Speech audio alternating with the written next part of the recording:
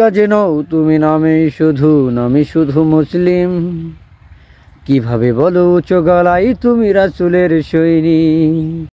মুসলিম হয়ে মুসলমানের পিছনে দাও যে বাস, সামনে গিয়ে দেখাও তুমি জনদরদির ভাব।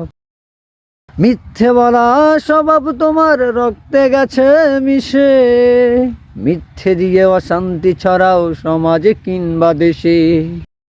মিথ্যে বলা স্বভাব যাদের মিথ্যেই বলে যায়, মিথ্যে দিয়ে সত্যকে তারা ঢেকে রাখতে চায়।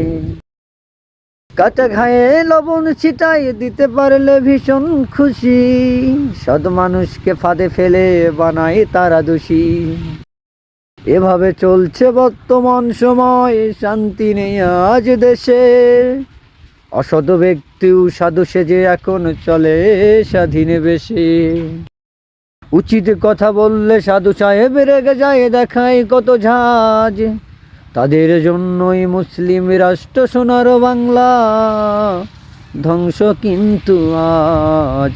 বন্ধু, তাদের জন্যই মুসলিম রাষ্ট্র সোনার বাংলা ধ্বংস কিন্তু আজ।